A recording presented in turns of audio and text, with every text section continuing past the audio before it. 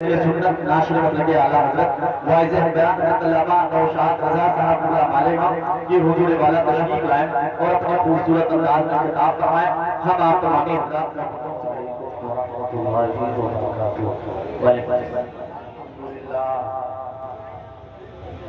نعرے تکبیر، نعرے رسالت، ذکر شہدائے کربلا، مسلک اعلیٰ حضرت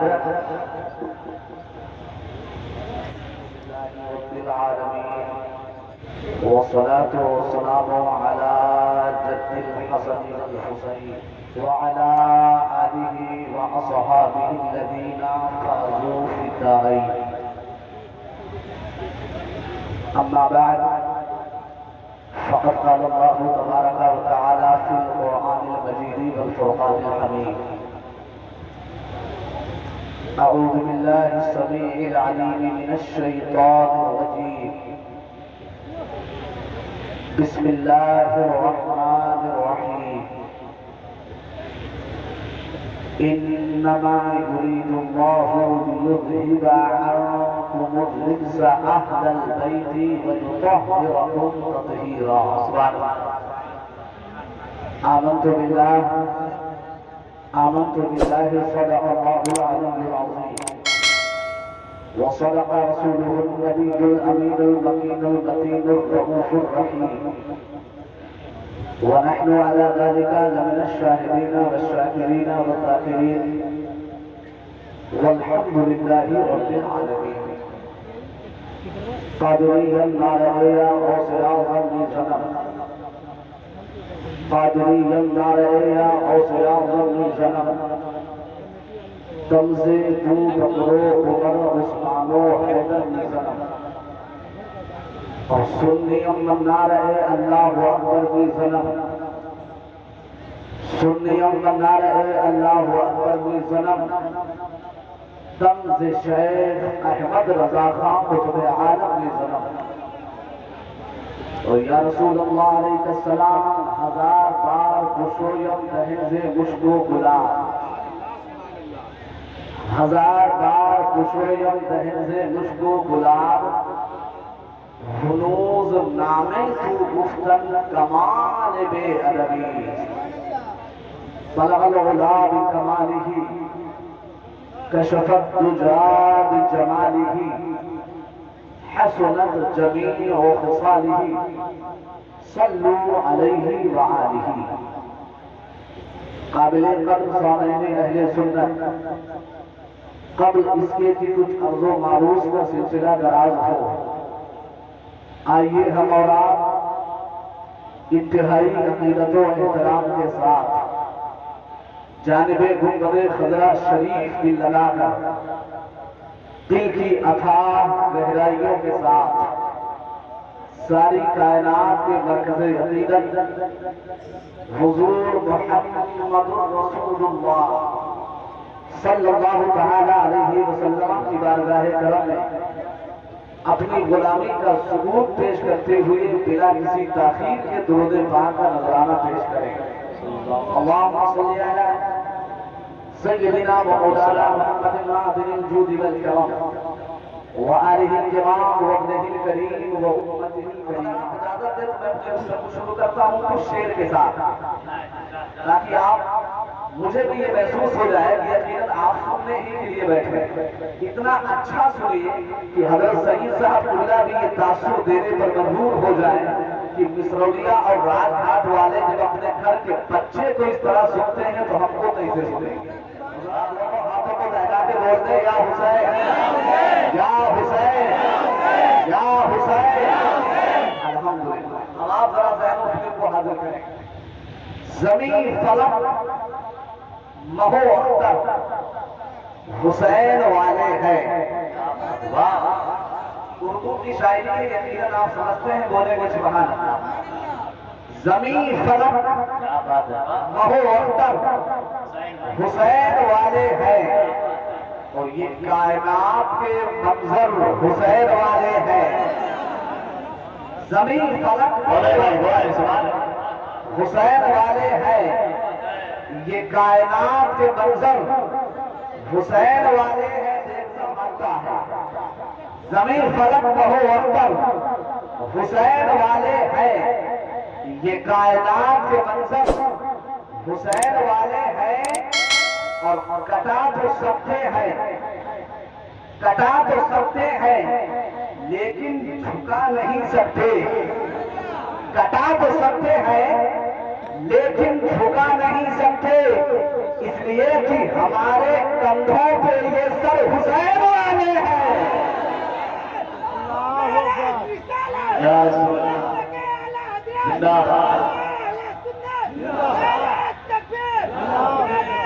بہت اچھا، مبارک۔ کٹا تو سکتے ہیں لیکن جھکا نہیں سکتے، ہمارے کندھوں پہ یہ سر حسین والے ہیں۔ آپ لوگ بولے ہمارے کندھوں پہ یہ سر۔ ٹھیک ہے، میں ایک شعر اور پڑھتا ہوں آپ کو، سمجھ میں کچھ نہیں آتا کہ ماجرا کیا ہے،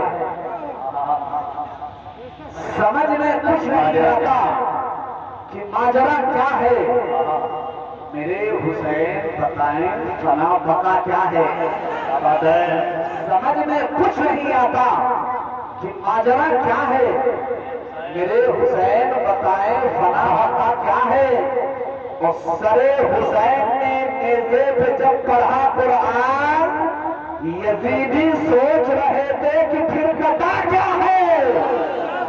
نعرہ تکبیر، نعرہ رسالت، فیضان اہل بیت، وصل کے اعلیٰ حضرت۔ سرے حسین نے نیزے پہ جب پڑھا قرآن یزیدی سوچ رہے تھے کہ پھر کٹا کیا ہے۔ اب آپ مکمل طور پر بیدار ہو گئے ہیں، اب میں اپنے گفتگو کا آغاز کرتا ہوں، ایک ایک جملے کو آؤٹ مت ہونے دیجیے گا، توجہ کیجیے۔ اللہ جل مجدہ الکریم قرآن پاک میں ارشاد فرماتا ہے، انما یرید اللہ لیذہب عنکم الرجس اہل البیت ویطہرکم تطہیرا۔ اے نبی کے گھر والوں، اللہ تو یہی چاہتا ہے کہ تم سے ہر قسم کی گندگی اور ناپاکی کو دور فرما دے، ہر قسم کی گندگی اور ناپاکی کو دور فرما دے، اور اے نبی کے گھر والوں، اللہ تو یہی چاہتا ہے کہ تم کو خوب خوب صاف اور ستھرا بنا دے، تم کو خوب خوب صاف اور ستھرا بنا دے۔ علماء کرام تشریف فرما ہے۔ نعرہ تکبیر، نعرہ رسالت، وصل کے اعلیٰ حضرت جناب شرف صاحب جو ہم پوری، علامہ نوشاد رضا صاحب تجا، نعرہ تکبیر، نعرہ رسالت۔ اس آیت کریمہ کی ابتدا لفظ انما سے ہو رہی ہے، عربی گرامر کے اعتبار سے انما حسن کے لیے آتا ہے، اور آگے عنکم الرجس، رجس پہ جو الف لام داخل ہے یہ الف لام استغراق کا ہے۔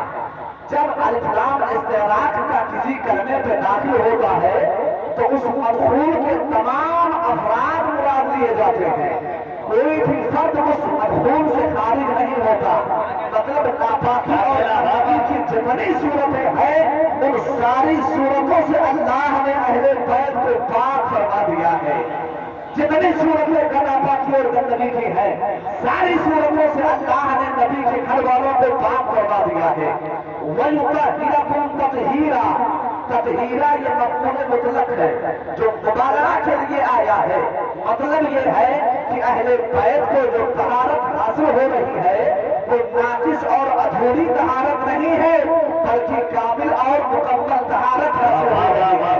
اور تطہیرن پہ جو تنوین لگی ہوئی ہے دو زبر کی، وہ تنوین تعظیم و تکفیر ہے، مطلب یہ ہے کہ اہل بیت کو جو طہارت حاصل ہو رہی ہے یہ کوئی معمولی طہارت نہیں ہے بلکہ نہایت ارفع و اعلیٰ طہارت اہل بیت کو حاصل ہو رہی ہے۔ اب آپ ذرا ذہن و فکر کو حاصل کریں، ہم اور آپ اگر کسی چیز کا ارادہ کرتے ہیں تو کوئی ضروری نہیں ہے کہ जैसे ही हम इरादा करें वो चीज फौरन मालिज़ वजूद में आ जाए, वो चीज फौरन हो जाए। लेकिन अल्लाह जल्ला मजदूर करीम जब किसी चीज का इरादा फरमाता है, इन्नमा अमरुहु इज़ा अरादा शैअन अन यक़ूला लहू कुन फयकून, वो जैसे ही इरादा फरमाता है फौरन वो चीज मालिज़ वजूद में आ जाती है, फौरन वो चीज हो जाती है। तो जब अल्लाह जल्ला मजदूर करीम ने अहले बैत से सहारत का वादा फरमा दिया है, तो ये हमारा ईमान कहता है कि अहले बैत हमेशा के लिए गंदगी से दूर हो गए हैं और अहले बैत हमेशा के लिए तरकीबो ताहिर हो गए हैं, अहले बैत हमेशा के लिए तरकीबो ताहिर हो गए हैं। इसीलिए तो उस्ताद ज़मान माहिर शेर सुखन हजरत अल्लामा हसन अलैहि इरशाद फरमाते हैं, ओ दुनिया वाले, नबी के घर वालों की तहारत को तुम क्या बयान करोगे?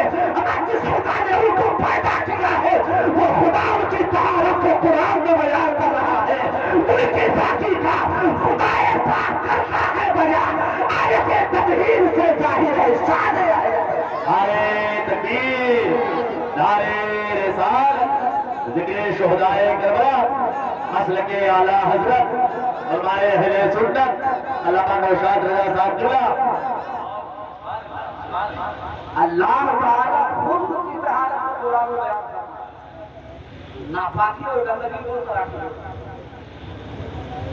एक नापाकी तो वो होती है जो इंसान के अपने इख्तियार में होती है, इंसान चाहे तो उससे बच सकता है, लेकिन एक नापाकी ऐसी भी होती है जो इंसान के इख्तियार में नहीं हुआ, इंसान चाहे तब भी उस नापाकी से नहीं बच सकता। मिसाल के तौर पर औरतों को फितरी तौर पर हर महीने में जो नजासतों के आर्जे होते हैं, ये ऐसी नापाकी है कि ये अपने इख्तियार में नहीं है, औरत चाहे तब भी उस नापाकी से नहीं बच सकती है। लेकिन कुर्बान जाओ अहले बैत की तहारत पर, कुर्बान जाओ अहले बैत के तकद्दुस पर, कुर्बान जाओ अहले बैत की रुतबे शान पर।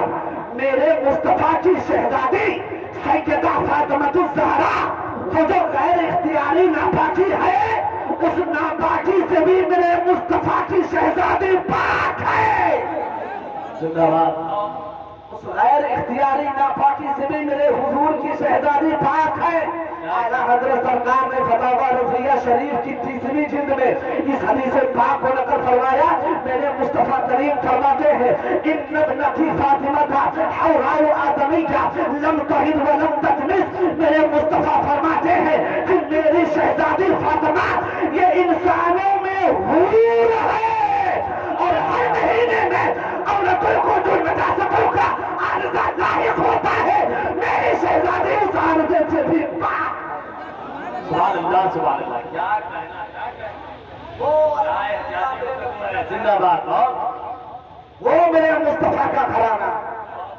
इख्तियारी नापाकी तो छोड़ दीजिए, जो नापाकी अपने इख्तियार में नहीं है, उस नापाकी से भी मेरे मुस्तफा की शहजादी पाक है। सैयदा फातिमा की खुसूसियत और मैं आपको बताता हूँ। उलमाए किराम बैठे बड़ी जिम्मेदारी के साथ बहुत एहतियाती हो तो शरीयत का ये मसला है, क्या कहना, शरीयत का ये मसला है। पूरी दुनिया में अगर किसी बीवी के शौहर का, किसी बीवी का इंतकाल हो जाए, किसी के भी जो शादीशुदा, तो बीवी के इंतकाल के बाद चूंकि इद्दत का कोई मसला नहीं, इसलिए वो मर्द अब बिल्कुल अजनबी हो गया और उस मर्द का निकाह बिल्कुलिया खत्म हो गया। इसलिए जरूरत पड़ने पर भी वो मर्द अपनी बीवी को गुस्ल नहीं दे सकता है। शरीयत का मसला। अगर इसका उल्टा हो जाए, किसी शौहर का इंतकाल हो जाए और बीवी बच जाए, तो चूंकि अभी वो इद्दत में है, इसलिए मिन वजहिन अभी उसका निकाह बाकी है, बिल्कुल निकाह खत्म नहीं हुआ। इसलिए फुक़हा फरमाते हैं जरूरत पड़ने पर आम हालतों की बात नहीं कर रहा, जरूरत पड़ने पर वो फौत शुदा शौहर को वो बीवी गुस्ल दे सकती है, लेकिन मर्द किसी सूरत में अपनी बीवी को गुस्ल नहीं दे सकता। अब आप जरा जहन को हाजिर करें, जब सैयदा फातिमा ज़हरा रज़ियल्लाहु ताला अन्हा का विसाले फरमान होगा तो आपको गुस्ल किसने दिया था?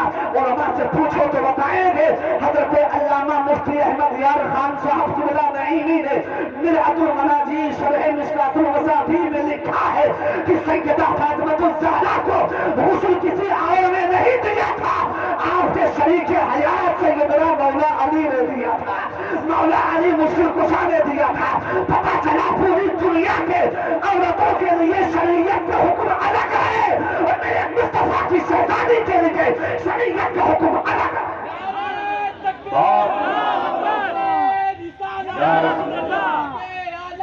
जिंदाबाद जिंदाबाद जिंदाबाद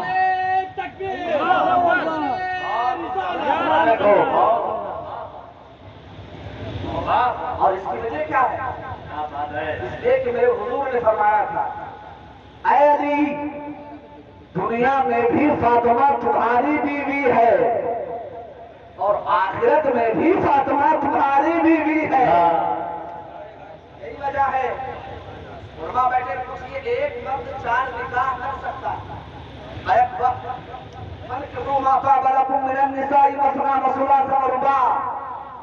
लेकिन जब तक सैयदा फातिमा मौला अली मुश्किल कुशा की निकाह में थी, उनको किसी दूसरी औरत से शादी करना जायज ही नहीं था, नहीं कर सकते। जब सैयदा फातिमा का विसाल हुआ है तब मौला अली ने दूसरी शादी की, मगर जब तक वो ज़ाहिरी हयात में थी मौला अली ने किसी से शादी। पता चला दुनिया की तमाम औरतों का हुक्म अलग है और मेरे नबी की शहजादी का हुक्म अलग है।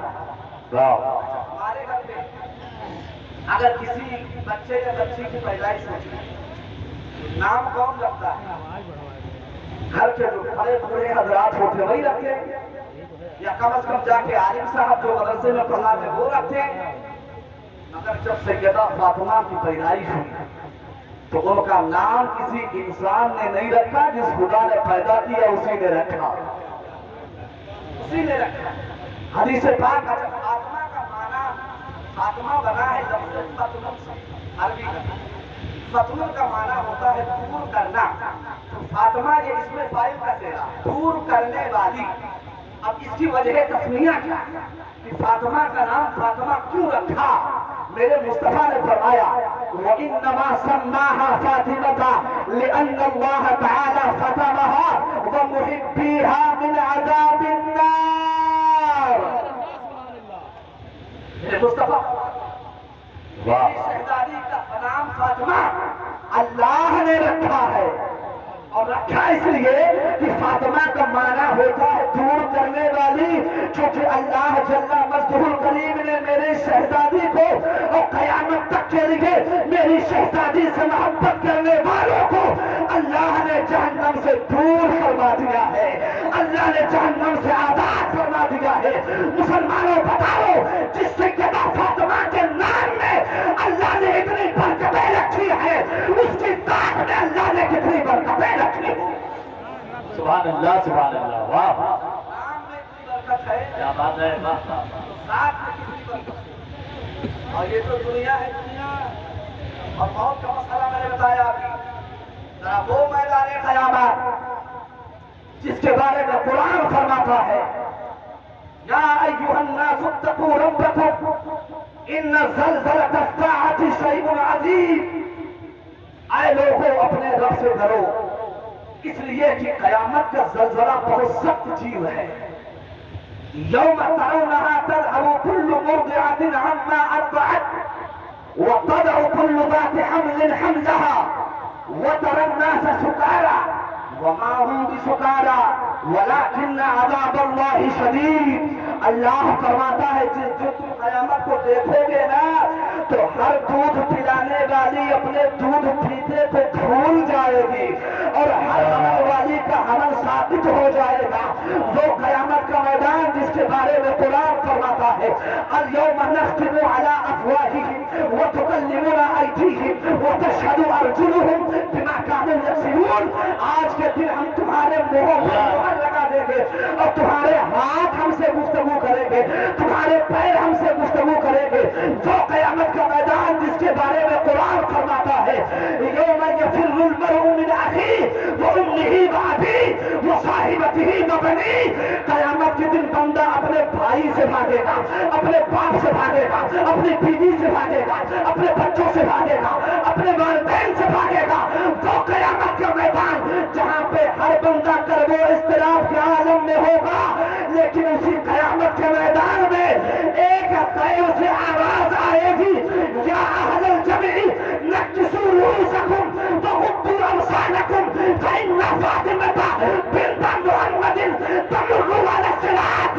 اے اہل محشر کے لوگوں, اپنی نگاہوں کو نیچی کر لو, اس لیے کہ میرے مصطفیٰ کی شہزادی 70,000 حوروں کے جھومٹ میں تو صراط سے گزرنے والی ہے. نعرے تکبیر, نعرے رسالت, فیضان اہل بیت. پتہ چلا دنیا میں بھی ان کی شان بہت بے مثال, دنیا سے جاتے ہوئے بھی بے مثال, اور قیامت کے میدان میں بھی بے مثال. ایک قدم آگے بڑھیے. ترمذی شریف کی حدیث ہے, حضرت حذیفہ رضی اللہ تعالی عنہ اس حدیث پاک کے راوی ہیں.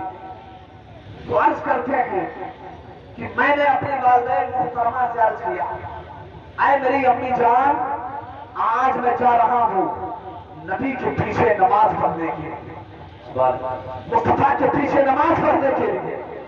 امی جان فرماتی بیٹا نماز تو کئی بار پڑھ چکے ہو, پڑھتے بھی ہو, آج اسپیشل طور پر جانے کی ضرورت کیا ہے؟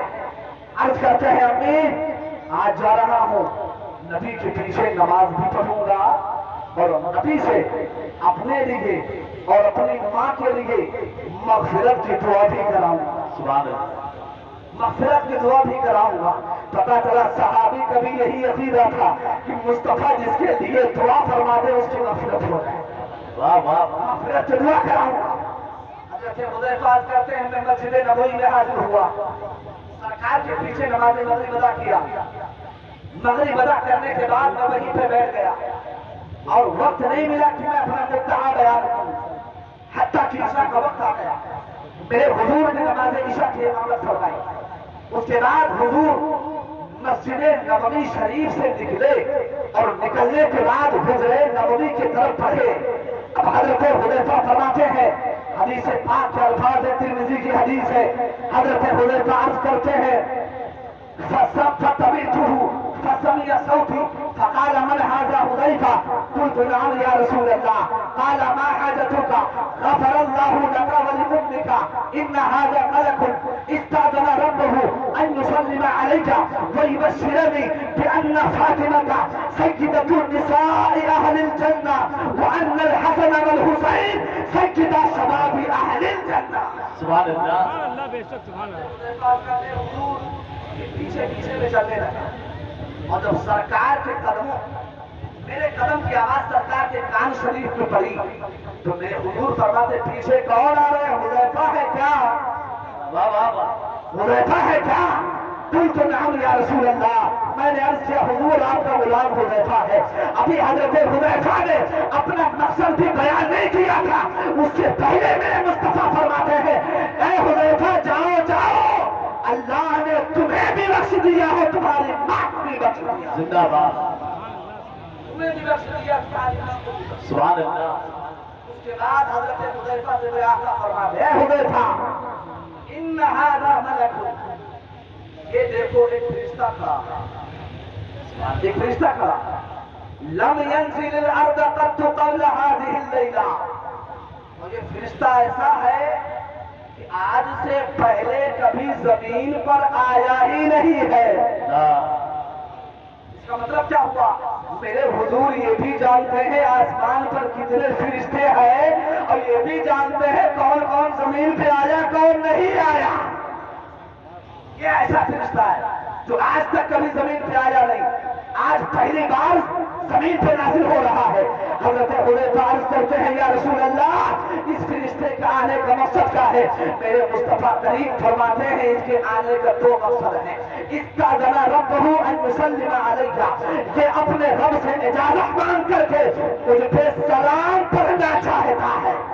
سبحان اللہ، مجھ پہ سلام پڑھنا چاہتا ہے۔ اس کا مطلب یہ ہوا سلام پڑھنا یہ صرف بریلویوں کا طریقہ نہیں، اللہ کے فرشتوں کا بھی یہی طریقہ، مجھ پہ سلام پڑھنا چاہتا ہے۔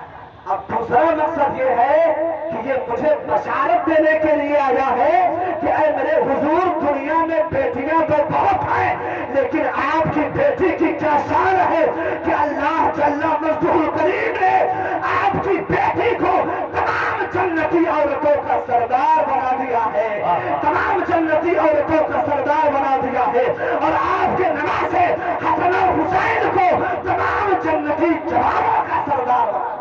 سبحان اللہ، مطلب کیا ہوا؟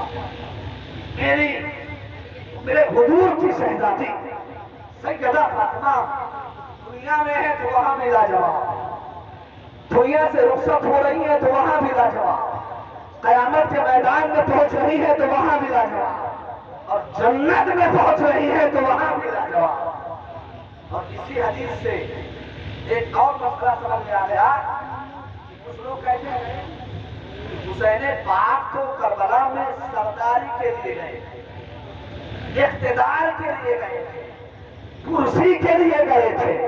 میں نے کہا پڑھ لیتا ترمذی کی حدیث تو زبان نہ کھلتی، اما جس کو بچپن ہی میں اللہ نے جنت کی سرداری عطا کر دی ہو اسے یزید بدبخت کے تخت کی ضرورت کیا ہے؟ بچپن ہی میں جس کو جنت کی سرداری مل گئی ہو تو یزید جیسے بدبخت کے تخت کی ضرورت ہی کیا ہے کہ نہیں ہے؟ اب سننا، میرے حضور کو جس سے جس قدر نسبت ہے تو اتنا ہی عرفہ و اعلیٰ، اتنا ہی عرفہ و اعلیٰ۔ حدیث پاک میں میرے مصطفیٰ کریم فرماتے ہیں من اخاف اہل المدینہ ظلما اخافہ اللہ وعليه لعنة الله والملائكة والناس اجمعین۔ جس نے مدینہ شریف میں رہنے والوں کو ظلمن ڈرایا، اللہ تعالیٰ اس پر خوف ڈال دے گا، اور اس پر اللہ کی بھی لعنت، اس پر رسول اللہ کی بھی لعنت، اس پر تمام فرشتوں کی بھی لعنت، اور اس پر تمام لوگوں کی لعنت۔ اب آپ ذرا مجھے بتائیں کہ جس بندے کو میرے حضور سے صرف اس قدر نسبت حاصل ہے کہ اس نے شہر مصطفیٰ کو اپنا مسکن اور ٹھکانہ بنا لیا، جب اس کی عظمتوں کا یہ عالم ہے تو جس سیدہ فاطمہ کے جسم اطہر میں میرے حضور کا خون اطہر دوڑ رہا ہو اس سیدہ فاطمہ کی عظمتوں کا عالم کیا ہوگا؟ اسی لیے تو میرے امام فرماتے ہیں خون خیر الرسول سے ہے جن کا خمیر اس خدا پاک کی نبے لاکھوں۔ نعرے تکبیر، نعرے رسالت، ذکر شہدائے کربلا، مسلک اعلیٰ حضرت فیضان گنج مراد آباد شریف، علماء اہل سنت۔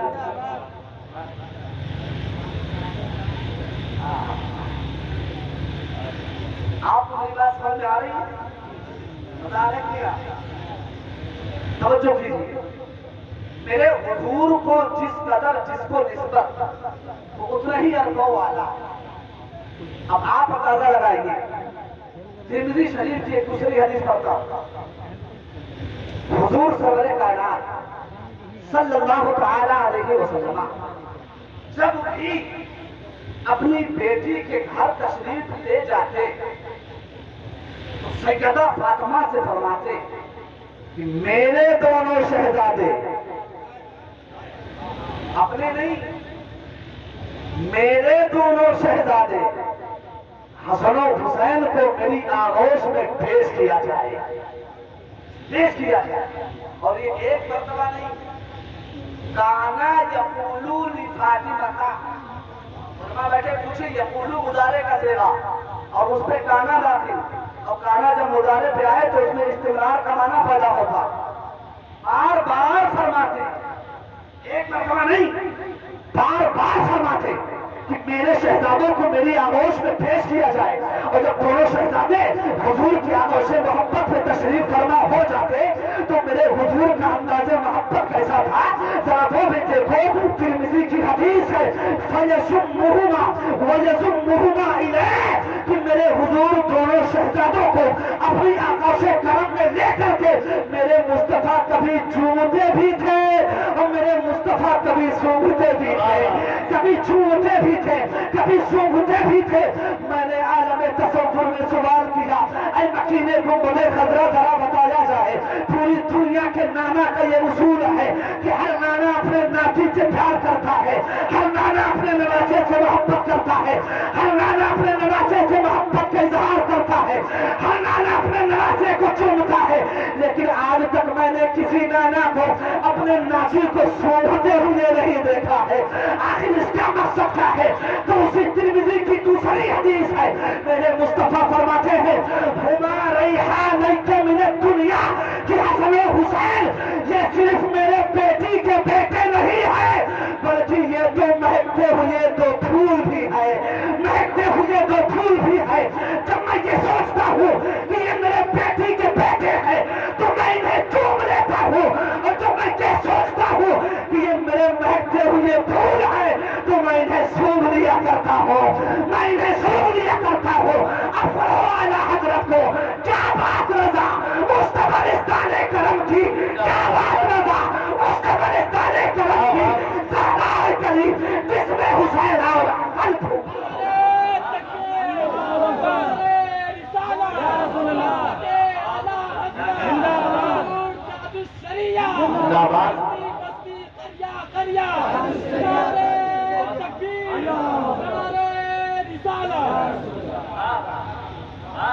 اندازہ لگائیں، میں کچھ بھی اپنے طرف سے نہیں سناؤں گا، یا تو قرآن سناؤں گا یا تو حدیث سناؤں گا۔ آج کل کچھ لوگ جھوٹی جھوٹی جعلی روایت کا سہارا لے کر حسین کی عظمت کو بیان کرتے ہیں۔ میں نے کہا ایک عام آدمی کی طرف جھوٹ کو منسوخ کرنا اتنا بڑا گناہ، تو حسین پاک کی طرف جھوٹ کرنا، اس کی نسبت کرنا، یہ کتنا بڑا گناہ۔ حسین کی عظمت کو بیان کرنے کے لیے جھوٹی روایت نہیں، میرے مصطفیٰ کا فرمان ہی کافی ہے۔ واہ واہ، میرے حضور کا فرمان کافی ہے۔ میں آپ سے سوال کرتا ہوں، آدمی نماز پڑھتا ہے تو نماز میں کئی صورتیں ہوتی ہیں، کبھی قیام کی حالت، کبھی رکوع کی حالت، کبھی قوما کی حالت ہے، کبھی جلسہ کی حالت ہے، کبھی سجدہ کی حالت ہے، تمام حالتیں۔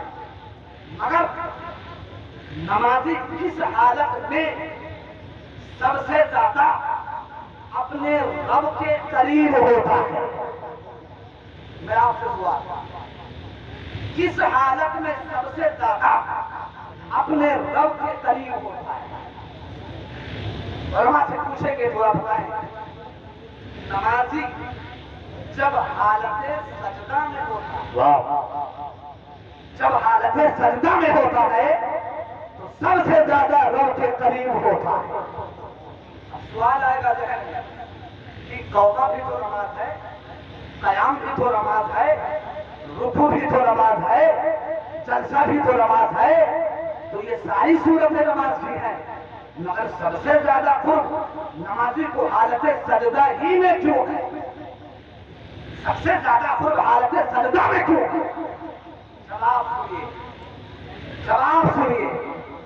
حالت سجدہ میں جب نمازی ہوتا ہے تو اس کے جسم کی جو صورت ہوتی ہے، جو ڈھانچہ ہوتا ہے، جو کیفیت ہوتی ہے، وہ لفظ محمد کے مشابہ ہوتی ہے۔ لفظ محمد، جملے پہ غور کیجیے گا، ذات محمد نہیں، لفظ محمد کے مشابہ ہوتی ہے۔ یعنی جب نمازی حالت سجدہ میں ہوتا تو اس کے سر کا حصہ یہ لفظ محمد کی پہلی میم کی طرف اشارہ کرتا ہے، ہاتھ کا حصہ یہ لفظ محمد کے ہاتھ کی طرف اشارہ کرتا ہے، اور کمر کا حصہ یہ لفظ محمد کی دوسری میم میم کی طرف اشارہ کرتا ہے اور اس کے پیچھے کا حصہ یہ لفظ محمد کے دال کی طرف اشارہ کرتا ہے. توجہ کرنا آنے والے جملے کو سنبھالنا. جب نمازی حالت سجدہ میں ہوتا ہے تو سب سے زیادہ اپنے رب کے قریب کیوں ہوتا ہے؟ وجہ یہ ہے کہ اس نے اپنے جسم کو لفظ محمد کے مشابہ کر لیا تو اللہ نے اس کو اپنا قرب عطا فرما دیا. سبحان اللہ سبحان اللہ. واہ واہ. آپ اس کو نہیں کریں ایک منٹ کے لیے مشکات شریف کی حدیث ہے. حضرت مولا علی مشکل موسیٰ اس کے راوی ہے وہی فرماتے ہیں وعن علی قال كان الحسن اشبه رسول الله صلى الله عليه وسلم ما بين الصدر الى الراس والحسين ما كان اسفل من ذلك. مولا علی مشکل موسیٰ فرماتے ہیں کہ میرا بڑا شہزادہ حسن یہ سر سے لے کر کے سینے تک میرے حضور کے مشابہ ہے. سر سے لے کر سینے تک میرے حضور کے مشابہ ہے. اور میرا چھوٹا شہزادہ حسین یہ سینے سے لے کر کے پیر تک میرے حضور کے مشابہ ہے. اب ذرا سچائی کے ساتھ بتانا جب عام بندہ حالت نماز میں اپنے جسم کو لفظ محمد کی طرح بنا لیتا ہے تو رب کی بارگاہ میں اتنا مقبول ہو جاتا ہے تو جس حسن و حسین کو اللہ نے میرے حضور کے مشابہ بنا دیا ہو ان کی مقبولیت کا عالم کیا ہوگا. سبحان اللہ سبحان اللہ. واہ واہ. ان کی مقبولیت کا عالم جب جسم کو لفظ محمد کی طرح بنا وہ مقبول ہو جائے جس کا جسم ہی میرے حضور کے مشابہ واہ واہ. اس کی مقبولیت کا عالم کیا ہوگا. امام اہل سنت فرماتے ہیں ایک سینہ تک مشابہ ایک وہاں سے پاؤں تک حسن سبتین ان کے نیموں میں ہے جامع نور کا. اب صاف شکل پاک دونوں کے ملنے سے آیا خط توأم میں لکھا ہے یہ دو ورقہ نور کا. مطلب کہ جب حسن و حسین دونوں کو ملا دو تو میرے حضور کی تصویر نظر آنے لگتی ہے. سبحان اللہ. اب آپ اندازہ لگائیں کہ حسن و حسین سے میرے حضور کو کتنی محبت رخسار کا بوسہ دیتے ہیں کبھی ارکے لبوں رخسار کا بوسہ دیتے ہیں. یہ محبت کا انداز چل ہی رہا تھا کہ اتنے میں سدرہ سے حضرت جبریل آ گئے.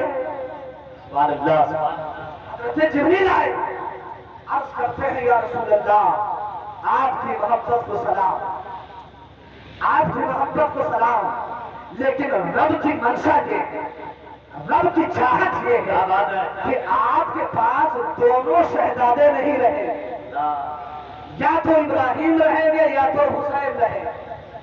اے میرے آقا یہ اختیار اللہ نے آپ کو دیا ہے. آپ جسے چاہیں اسے رکھیں اور جسے چاہیں اسے واپس فرمائیں. اب یہاں پر ایک بات نکالے توجہ کیا ہم کو بھی یہ اجازت ہوتی ہے؟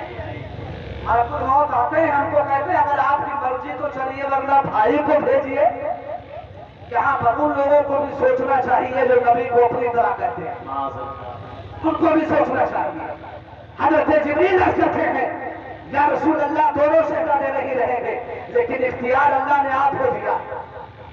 میرے حضور نے فرمایا اے جبریل ابراہیم کو دے سکتا ہوں حسین کو نہیں دے سکتا. ابراہیم کو دے سکتا ہوں حسین کو نہیں دے سکتا. اس واقعے کے 3 دن کے بعد حضرت ابراہیم کا انتقال ہو گیا. 3 دن کے بعد اس کے بعد جب بھی میرے حضور حضرت امام حسین کو گود میں لیتے اور پیار فرماتے تو آپ ایک جملہ ارشاد فرماتے تھے مرحبا بمن فدیتہ بابنی. ایسے شہزادے کو مبارک ہو کہ جس شہزادے پر میں نے اپنا بیٹا قربان کر دیا. جس شہزادے پر میں نے اپنا سگا بیٹا قربان کر دیا، مگر یاد رکھنا مسلمانوں، اسی محبت رسول کا نتیجہ ہے کہ وہی حسین پاک جب دن بڑھتے ہیں جوانی کی منزل آتی ہے اور جوانی کے ایام کو گزار کر کے بڑھاپے کی طرف بڑھتے ہیں، جب سن 61 ہجری کا زمانہ آتا ہے اور مصطفیٰ کی شریعت کو طبیعت میں بدلنے کی ناپاک کوششیں کی جاتی ہے، تو میرے حضور کا وہی لاڈلا نواسا حسین پاک اپنا پورا کنبہ لے کر کے میدان کربلا میں اترتے ہیں، یزیدیوں کو ان کی اوقات دکھانے کے لیے، اور نگاہ اٹھا کر کے گنبد خضرا شریف کی طرف یہ اعلان کرتے ہیں، اے میرے نانا، کل آپ نے اپنا ایک بیٹا دے کر کے حسین کو بچایا تھا، آج حسین اپنا سارا بیٹا دے کر کے آپ کے دین کو بچائے گا، آپ کی شریعت کو بچائے گا، عظمت کعبہ کو بچائے گا، عظمت اسلام کو۔ نعرے تکبیر، نعرے رسالت، ذکر شہدائے کربلا، فیضان اہل بیت، مسلک اعلیٰ حضرت۔ اب دنیا نے دیکھا میرے حسین نے 72 جانوں کو قربان کر دیا، مگر مصطفیٰ کی شریعت پہ آنچ نہیں آنے۔ قتل حسین اصل میں مرگ جدید ہے، اسلام زندہ ہوتا ہے ہر کربلا ہوا۔ سبحان اللہ بے شک۔ ہم اور آپ اہل بیت سے محبت کیوں کرتے ہیں؟ کیا بات ہے، واہ، کیوں کرتے ہیں؟ رات کے اس حصے میں آپ اپنی نیند کو قربان کرتے بیٹھے، کیا انعام ملے گا؟ محبت کا بدلہ کیا ہے؟ اگر آپ اجازت دیں تو اسی کو بتا دوں، گفتگو ختم ہو جائے۔ اجازت ہے، اجازت ہے۔ اتنا بڑا انعام ہے نا، اتنا بڑا انعام ہے کہ پوری دنیا کی نعمتیں ایک طرف اور وہ انعام ایک طرف۔ واہ واہ، کتنا بڑا انعام۔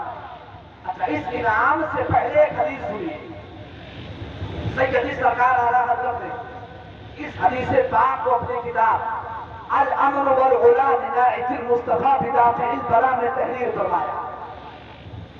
میرے حضور کے ایک صحابی حضرت ربیہ بن کعب اسلمی، وہ میرے حضور کی خدمت کرتے، وضو وغیرہ کے لیے پانی پیش کرتے۔ ایک دن ایسا ہوا، حضرت ربیہ فرماتے ہیں کہ میں پانی لے کر حضور کی خدمت میں پہنچا، حضور نے وضو کیا اور بعد وضو میرے حضور کا دریائے کرم جوش پر تھا۔ واہ واہ، میرے آقا فرماتے ہیں، سل یا ربیہ،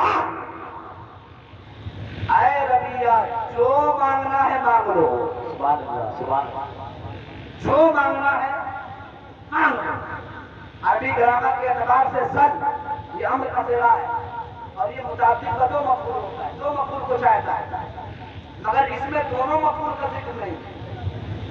ایک تو یہ ہے کہ کس سے مانگنا ہے اس کا ذکر نہیں، سل مانگو، اور کیا مانگنا ہے اس کا بھی ذکر نہیں، دونوں مفعول حذف ہے۔ تو پہلا مفعول حذف ہے تخصیص کے لیے اور دوسرا مفعول حذف ہے تعمیم کے لیے۔ مطلب ربیہ تو یہ جانتے ہیں کہ حضور ہی سے مانگنا ہے، مگر مانگنا کیا ہے یہ اختیار اللہ کے رسول نے ربیہ کو دیا۔ واہ واہ واہ، اے ربیہ جو مانگنا ہے مانگو، سبحان اللہ، مانگنا تمہارا کام ہے، دینا مصطفیٰ جانے رحمت۔ ہائے ہائے، جو مانگنا ہے۔ اچھا اگر یہ فرماتے ہیں میرے سرکار کی ربیہ یہ مانگو نام دے دیتے تو کوئی کہہ سکتا تھا کہ چونکہ وہ سامان وہ چیز حضور کے گھر پہ رکھی ہوئی تھی اس لیے حضور نے لا کے دے دیا، یہ فرمایا جو مانگنا ہے مانگو۔ اب حضرت ربیہ نے بھی مانگا تو کیا مانگا، سبحان اللہ۔ سبحان اللہ، آج اگر ہمارے لیے یہ آفر ہو جائے تو ہم اپنی عقل کے مطابق جو سب سے بڑی چیز ہوگی اسے مانگیں جی، ہے کہ نہیں؟ اب جب حضرت ربیہ نے بھی مانگا ہوگا تو جو چیز ان کے عقل کے حساب سے سب سے بڑی ہوگی وہی تو مانگا ہوگا۔ اب صحابی کے مانگنے پر بھی قربان سبحان اللہ، کیا مانگا؟ عرض کرتے ہیں یا رسول اللہ انی اسألک مرافقتک فی الجنہ،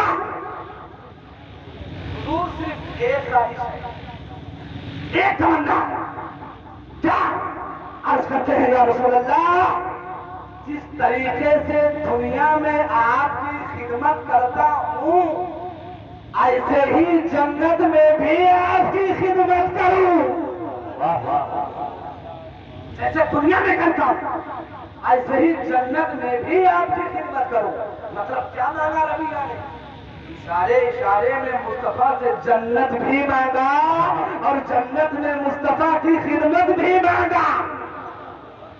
گویا کہ حضرت ربیہ کا بھی یہی عقیدہ تھا کہ جنت کو بنانے والی ذات تو رب العالمین کی ہے مگر جنت کو بانٹنے والی ذات رحمت للعالمین کی ہے. اسی لیے حضور تاج الشریعہ فرماتے ہیں جہاں پانی عطا کر دے بھری جنت عطا کر دے نبی مختار کل ہے جس کو جو چاہے عطا کر. نعرے تکبیر، نعرے رسالت، ذکر شہدائے کربلا، مسلک اعلی حضرت. سننا حضرت ربیہ نے کیا مانگا؟ جنت میں مصطفیٰ کی خدمت مانگی. اور ایک بات سن لیجیے، کوئی بھی غیر نبی جنت میں نبی کے درجے میں نہیں ہوگا. اللہ نبی کا درجہ ہو.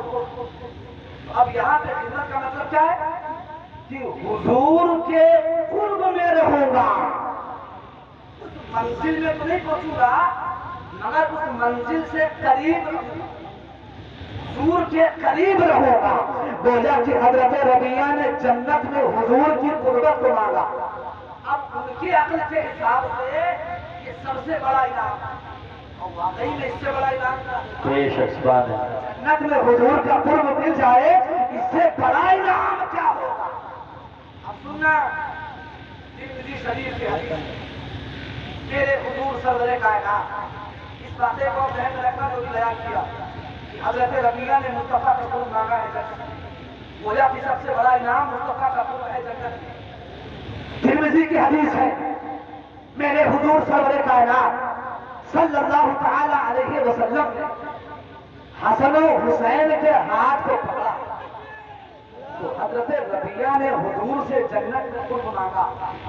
اب سننا ترمذی شریف کی حدیث ہے حضور سرور کائنات صلی اللہ تعالی علیہ وسلم نے اپنے دونوں شہزادے حسن و حسین کے ہاتھ کو پکڑا اور پکڑنے کے بعد میں میرے مصطفیٰ فرماتے ہیں من احبنی و احب ہذین و اباہما و امہما کان معی فی درجتی یوم القیامہ.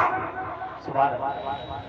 میرے حضور فرماتے ہیں جو بھی بندہ مجھ سے محبت کرے گا اور میرے ان دونوں شہزادوں سے محبت کرے گا ان کے باپ مولا علی سے محبت کرے گا اور ان کی ماں سیدہ فاطمہ زہرا سے محبت کرے گا کانا فی درجتی معی یوم القیامہ وہ جنت میں میرے درجے میں میرے ساتھ ہوگا.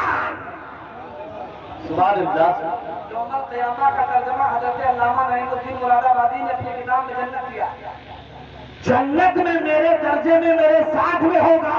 کیا مطلب ہوا کہ جس انعام کو حضرت ربیہ نے سب سے بڑا سمجھ کر کے مصطفیٰ سے مانگا تھا میرے حضور نے اپنی رحمت کاملہ سے اہل بیت سے محبت کرنے والوں کو وہ انعام فری میں عطا فرما دیا ہے. وہ انعام فری میں عطا فرما دیا ہے. پتا چلا اہل بیت سے محبت ہم اسی لیے کرتے ہیں کہ میرے حضور کے آل کی محبت ہم کو دوزخ سے نکالتی بھی ہے اور جنت دلاتی بھی ہے اور صرف جنت ہی نہیں بلکہ جنت میں مصطفیٰ کا قرب بھی دلاتی ہے. سبحان اللہ. جنت میں مصطفیٰ کا قرب. اسی لیے استاد نمبر فرماتے ہیں باغ جنت کے ہیں پہلے مدح خانے اہل بیت تم کو مصدع نار کا اے دشمنان اہل بیت. اللہ تعالیٰ ان نفوس قدسیہ سے ہم سب کو سچی محبت عطا فرمائے اور ان کے فرامین پر سب سے زیادہ ہم سب کو عمل کرنے کی توفیق عطا فرمائے. استغفر اللہ ربی من کل ذنب واتوب الیہ وما علینا الا البلاغ. السلام علیکم ورحمۃ اللہ وبرکاتہ.